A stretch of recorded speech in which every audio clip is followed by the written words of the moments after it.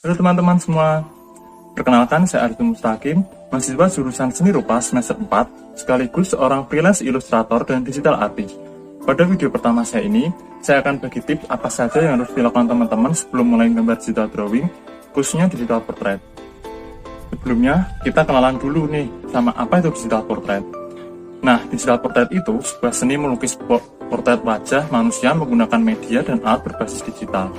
Ini saya ada contoh digital portrait karya Sam Does Art. Dalam menggambar portrait, ada dua pendekatan, yaitu realis dan stylish. Untuk stylish sendiri, ada beberapa fitur wajah yang digayakan, seperti mata yang diperbesar, hidung yang diperkecil, dan banyak perubahan lain. Beda dengan gaya realis yang bentuknya lebih mirip dengan figur manusia aslinya. Nah, mungkin banyak teman-teman yang merasa kebingungan untuk mulai latihan menggambar digital portrait ini. Dari mana sih mulainya, alat apa aja yang dibutuhin, belajarnya gimana, dan berbagai pertanyaan lain. Di video kali ini, saya akan sharing pengalaman dan tips saya mulai terjun di dunia digital. Tapi saya tidak akan membahas teknik ya teman-teman, saya akan sharing aja tips mulainya dulu. Tujuannya itu untuk mengencourage teman-teman biar makin semangat belajar menggambar digital. Tanpa basa-basi, let's get into it. Tips yang pertama, yaitu harus punya niat dan tekad yang kuat. Niat ini ibarat fondasi awal dalam melakukan sesuatu. Pastikan kalian harus memiliki niat yang kuat untuk menggambar digital. Bismillah, saya niat belajar menggambar digital. Pastikan niat menggambar digital ini benar-benar tulus dari dalam hati, bukan karena orang lain atau paksaan dan sebagainya. Tips yang kedua, yaitu tetapkan tujuan atau goal yang jelas. Pastikan tujuan kamu menggambar digital itu jelas. Kalau saya sendiri ingin belajar digital, ingin jadi freelance ilustrator profesional. Tujuannya ya untuk mendapat penghasilan. Ada juga yang tujuannya mungkin untuk sekedar hobi yang bisa meredakan stres dan sebagainya. Tapi sebisa mungkin hindari tujuannya yang sifatnya temporal atau sesaat. Misalnya tujuan belajar digital agar dipuji orang, agar dapat followers dan like banyak. No, itu hanya sebagai bonus saja. Kalau kalian sudah menetapkan tujuan pada hal-hal tersebut, maka ketika tidak dapat sesuai yang diharapkan, rasa kecewa pasti muncul dan berakibat pada malas untuk melanjutkan belajar menggambar digital. Nah, tips yang ketiga yaitu cari topik atau hal yang disukai. Nah, setelah dua tips pertama tadi kamu udah praktekin, tips ketiga sebelum menggambar yaitu kita tentuin dulu hal atau topik yang kita senangi, interest kita. Kalau kita menggambar sesuatu yang disukai, pastinya itu kita jauh lebih enjoy, lebih mudah ilmu itu terserap masuk. Topik itu bisa berupa aktris, idol, musisi, film, game, apapun itu yang kalian sukai. Kalian juga bisa membuat fan art berdasarkan apa yang kita sukai. Nah, subjek atau objek yang kita senangi itu bisa dijadiin referensi dan motivasi untuk menggambar. Tips yang keempat, yaitu siapkan peralatan perang, aka peralatan gambar. Ketiga tips sebelumnya adalah modal awal kalian kalau ingin belajar menggambar. Tanpa niat, tujuan, dan hal yang disukai, mustahil bagi kita untuk tetap konsisten latihan menggambar. Nah, step selanjutnya ini adalah menyiapkan alat perang atau alat gambar kalian. Karena ini konteksnya digital, pastinya tool atau alat yang dibutuhkan juga berbasis digital. Kalian bisa menggunakan handphone, tablet, atau laptop plus pen tablet. Selain hardware atau perangkat keras, kalian juga harus menyiapkan software gambarnya. Software gambar yang saya rekomendasikan itu ada beberapa yang pernah saya coba. Untuk pemula, lebih baik gunakan aplikasi gratis. Contohnya ada Ibis Paint, Magic Bank, Krita, dan Infinite Painter. Kalau aplikasi berbayar atau yang premium, ada Clip Studio Paint, Photoshop, Autodesk Sketchbook, dan Procreate. Saya sendiri pakai Clip Studio Paint karena fitur dan brushnya yang sangat banyak, dan support time-lapse juga. Sebagai catatan, yang terpenting bukan software atau tool yang kita gunakan, tapi skill dan konsistensi kita dalam menggambar. Bicara soal skill, kita akan bahas pada tips kelima ini. Tips yang kelima, saatnya belajar menggambar. Nah, tibalah kita pada step inti. Di tahap ini kita harus memperkaya wawasan, pengetahuan, dan mengasah skill kita. Kita harus mulai dari basicnya dulu. Ada beberapa hal dasar yang harus kita pelajari sebagai digital artist, khususnya yang mendalami dunia digital portrait. Ada anatomi, value, warna, dan bentuk. Karena kita fokusnya pada digital portrait, yang objek utamanya adalah manusia, maka hal pertama yang harus dipelajari adalah anatomi manusia. Saya rekomendasikan kalian untuk membaca buku Anatomi Manusia Terlengkap Sepanjang Sejarah dari Andrew Loomis.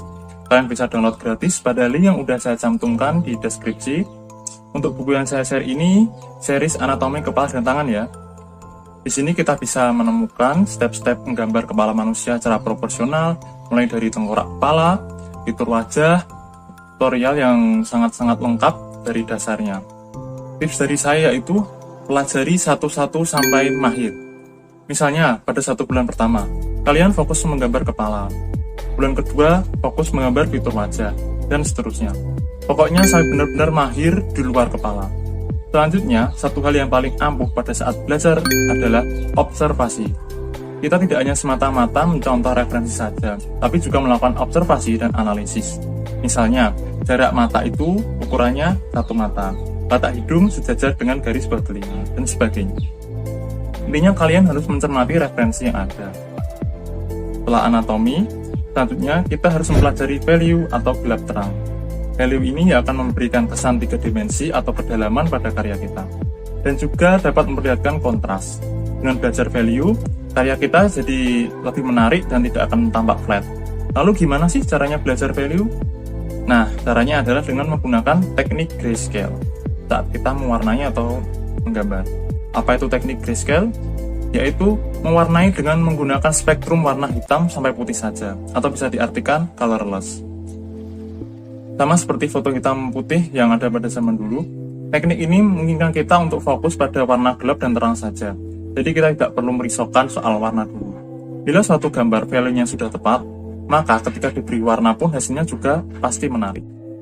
Kemudian, selain anatomi dan value, kita harus mempelajari warna, karena warna ini yang memberikan nyawa pada gambar kita.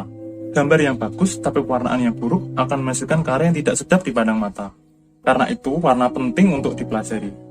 Kalian bisa mempelajari dari skema warna. Ada skema warna analogus, monokrom, komplementer, triadik, dan tetradik. Untuk skema warna ini akan saya bahas di video selanjutnya ya.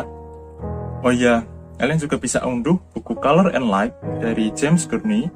Ini buku rekomendasi saya untuk belajar teori warna dan cahayaan. Di sini kalian bisa membaca teori skema warna, ada warna panas dan dingin, belajar teori lighting dan shadow, dan masih banyak yang lain. Linknya ada di deskripsi ya.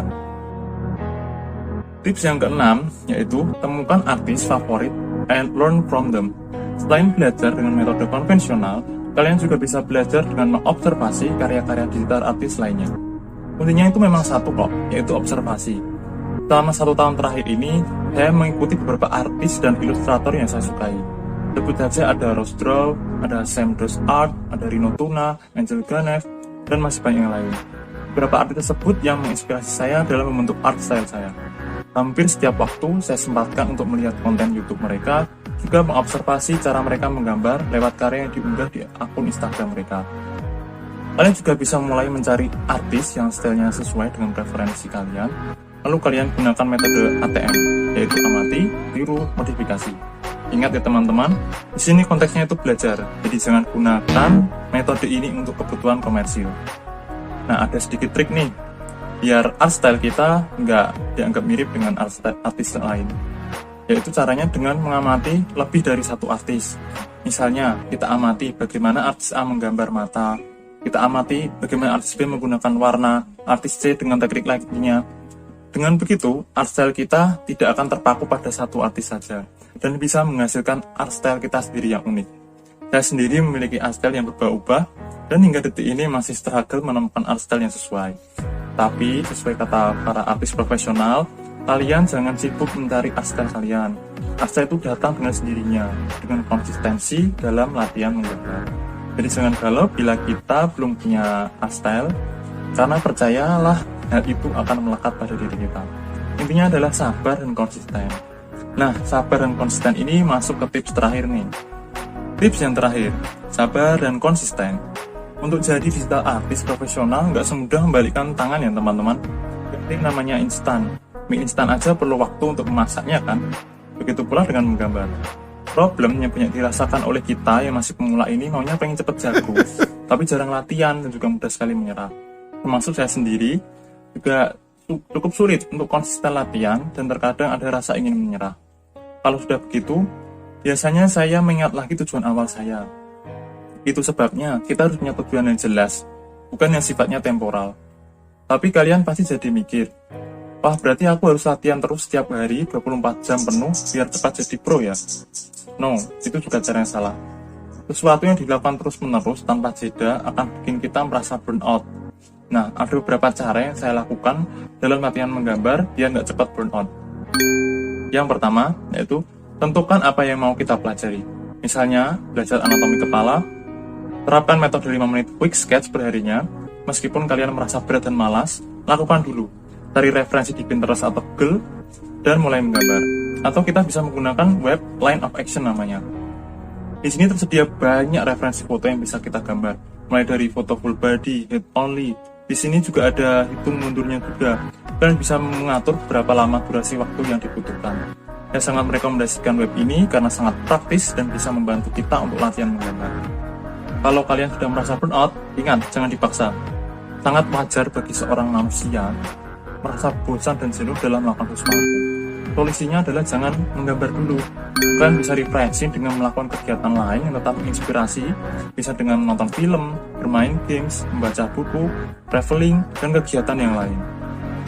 Dengan melakukan kegiatan ini, kalian juga dapat sekalian memperkaya visual library kalian.